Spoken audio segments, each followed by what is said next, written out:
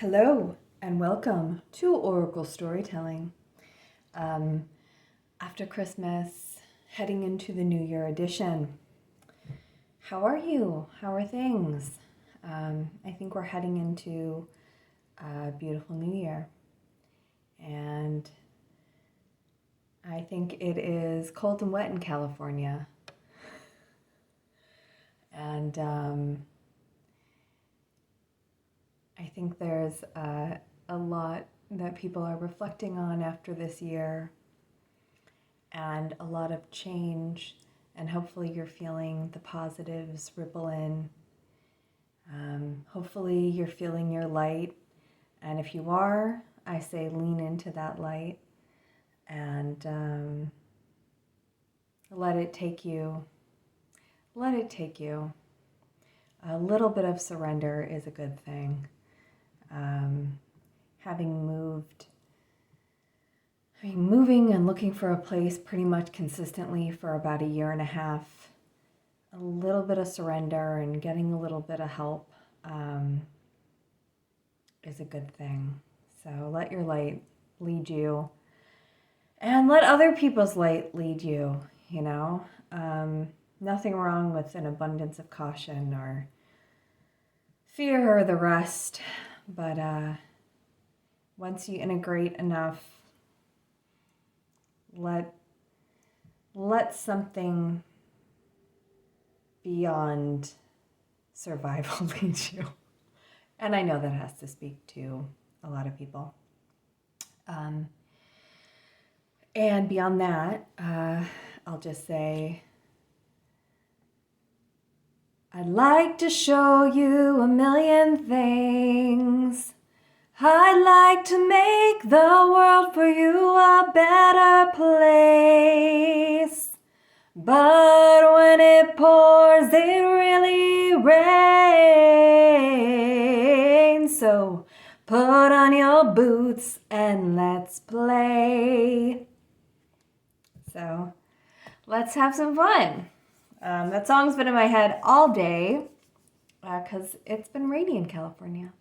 So got a little sardonyx here with me. So it's a positive, like optimism stone infusing with positivity. Got this beautiful necklace of my mother's. She's still with me. It's just, I have this necklace of hers. Yeah. So thank you, Lorette. I asked Lorette to help me with this oracle story. I asked her to give me 3 numbers, 1 through 100, which will correlate to the page number in 3 books I've chosen, and 3 numbers 1 through 10, which will be the number I count down on that page. And between the numbers given through her intuition and the books chosen through mine, we have a lovely story.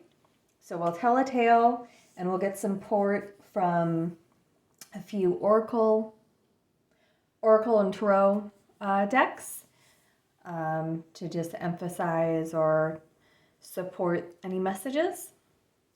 So here we go. And I gotta say, it's kind of cool. The story, it looks like the story was like a love story today. So yeah, let's bring in that love energy. So we start with Psyche. Though Cupid had heard the praises of Psyche's beauty, his hands shook upon seeing the beauty asleep. An arrow poised in his bow slipped, grazing his thigh. From that moment, Cupid loved Psyche and wanted her above all others. Unable to act on his desire because of his mother's jealousy, Cupid visited the girl each night as she slept. All right, so we have an intense longing, kind of that, yeah, I mean, this is being hit by Cupid's arrow, right? Cupid getting Cupided. So, the cards I drew to kind of support looking at this message. So something is being revealed to you, right? Something is being opened up and revealed to you. And once you see it, You really want it. It's distracting you. You know, Cupid dropped his arrow, it grazed his thigh. So it's distracting. You can't look away. You can't not think about this thing or this person, the situation, whatever it is that's, you know, you done got. So 2 cards actually came out when I was drawing, and one kind of felt like it was grounding me, and the other kind of felt like it was lifting me up. Like very grounding in one, and the other kind of felt like a whisper in my ear, like a guide or an angel, like this pull up, and the other was anchoring. So I got 2 cards. One is the Snow Angel, and one is the Out Trick-or-Treating. And so it's interesting because whatever this is that's going to throw you off your axis, just throw you off balance a bit. The Snow Angel is the signs are already with you, and the trick-or-treating is we're here. So the signs are already with you.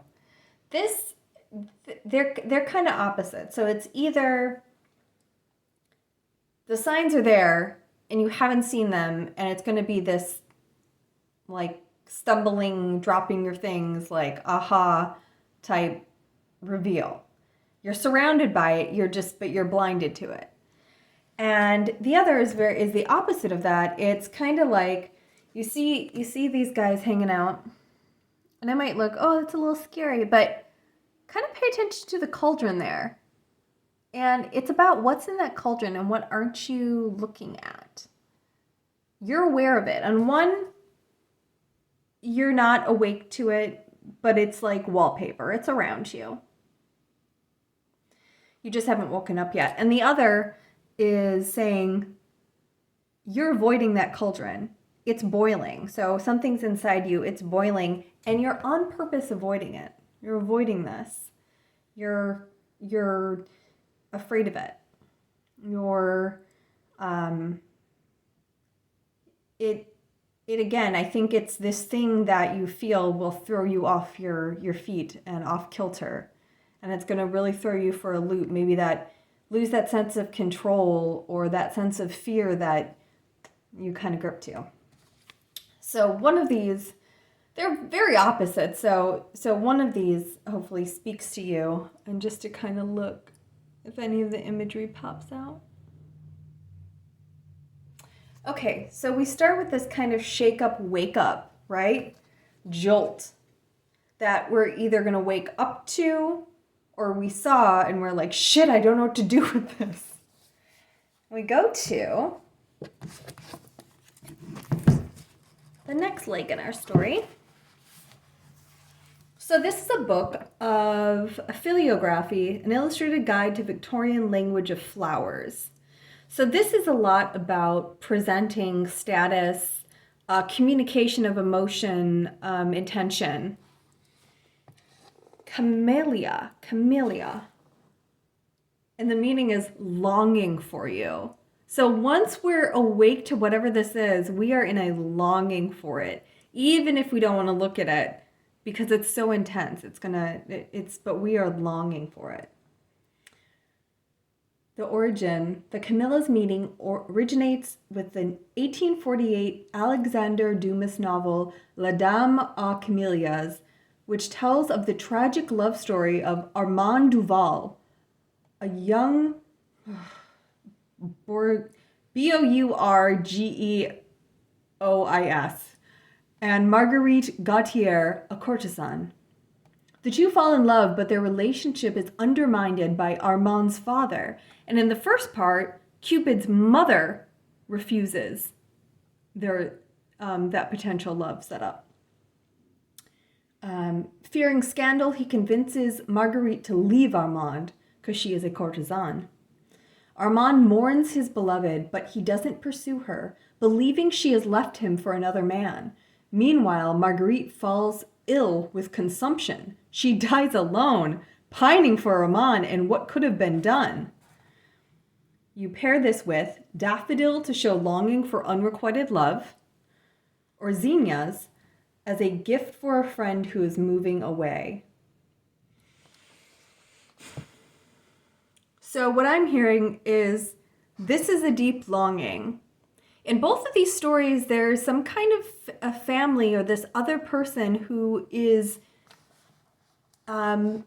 close or important to the person who is saying no, which is making these people kind of sneak around.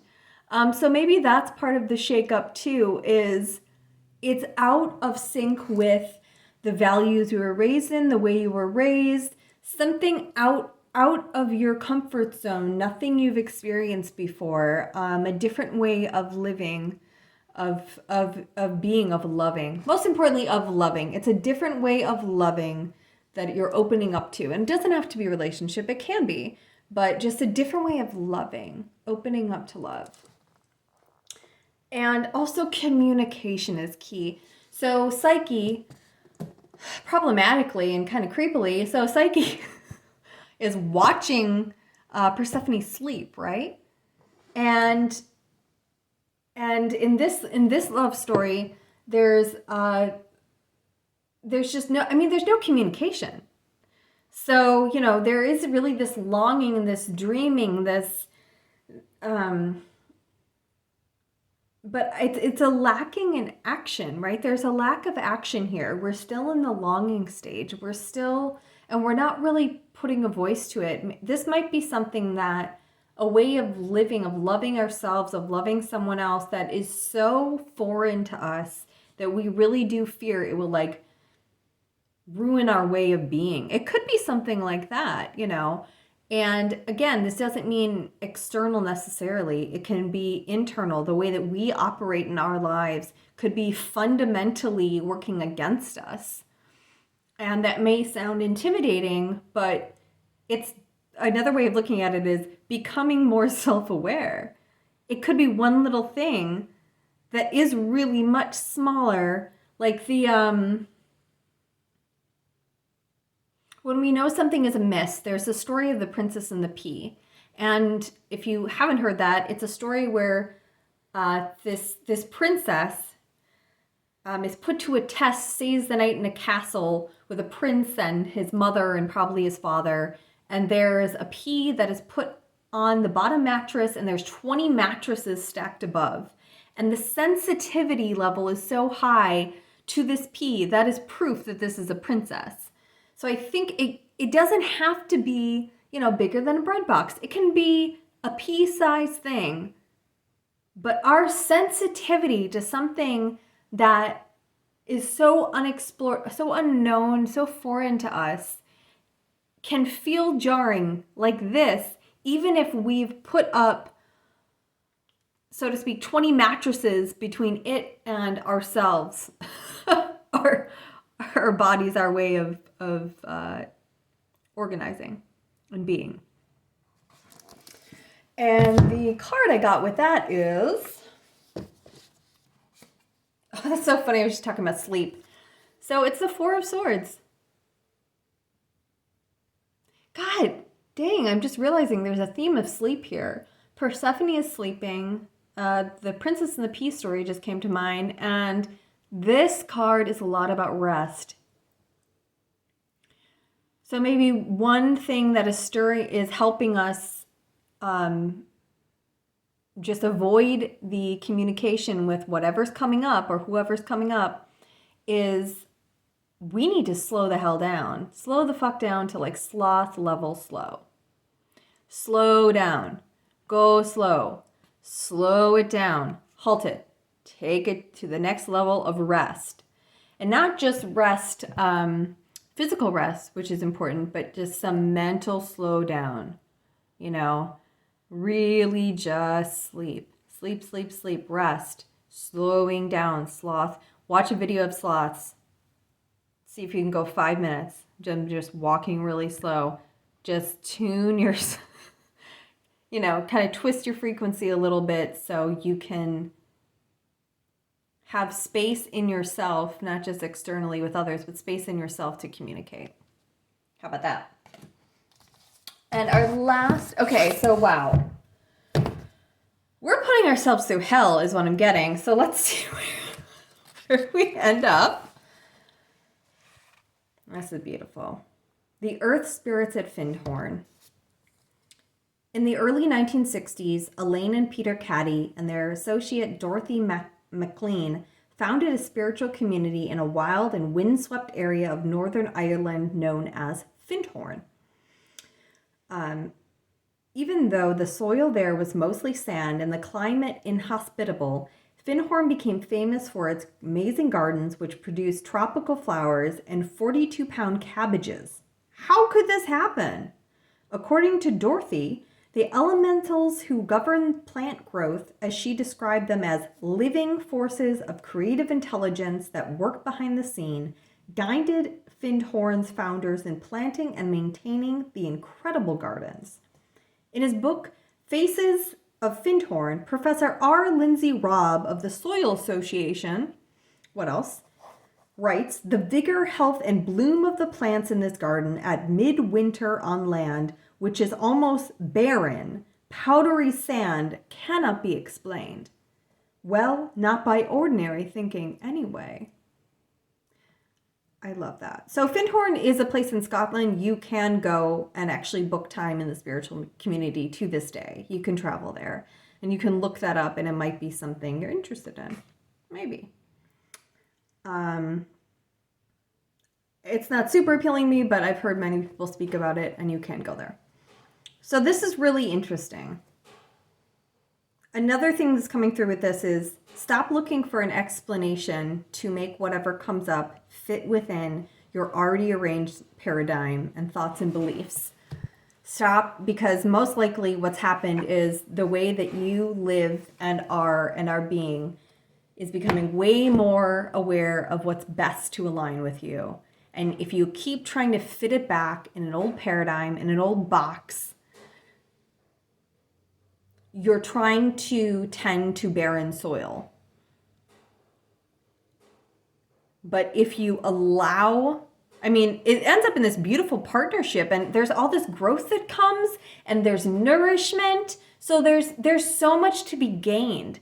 And there's seen and unseen help, the elementals. There's this unseen help that's just going to show up that, again, can't fit in the world that you've decided is the only world you walk in and are and who you are. And this is beautiful for our last card. We have the Healer of the Ages. So much about healing. This is just a pure healing card. It was in reverse, and I kind of wanted to read, I decided I wanted to read this one.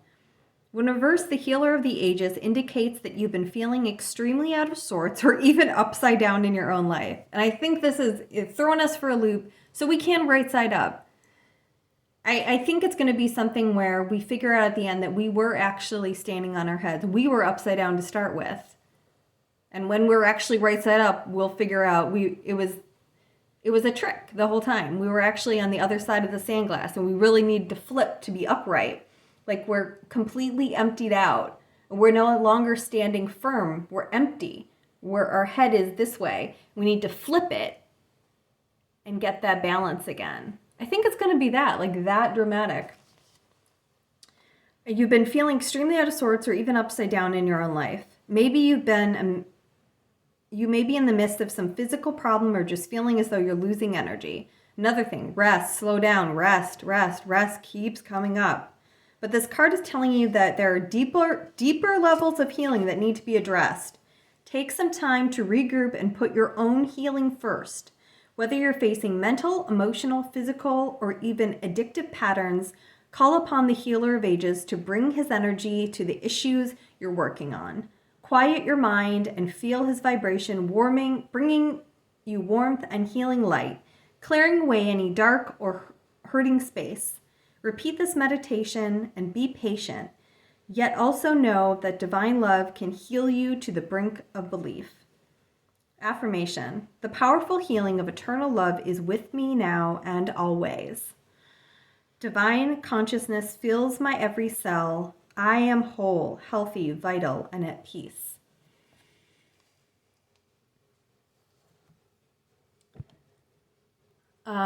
If you look to the earth, things around you, the divine, these are beautiful things to nourish you. And also, you are a beautiful, loving being of light, and you are human, and you are on this earth, and you walk it. And this might even just be such an awakening that you have to accept the fact that you are human and on this earth, and you walk it. And it's time to be proud that you are a human being on this earth. It's time to know that you are safe, and there are ways that are just waiting for you, that are open to you. This knowing and this knowledge. Yeah, I think 2022 is just going to be a really beautiful thing if you just lean on your light. I think it can be different. I think there is time to do and be and exist and communicate and have the things that you've wanted for a long time. And I think it's just time to flip the hourglass. Flip that hourglass and realize you've been upside down. Stop trying to force, stop trying to keep everything this way. Let things flip. Let things move. Because I think it's going to be really, really beautiful, And at the end of the day, that restlessness of what's between you might be this. And when you wake to it and you see it, or if you're avoiding it, go deep. Let that heal you. Take a look at whatever this is, because I think it's so flippin' potent that it's just going to turn you right around so you can see yourself much clearer, get the blood going in the right direction, and really wake up more to yourself. I love you. You're wonderful, wonderful, wonderful, wonderful, wonderful. And tell yourself that every day. And until next time, be well.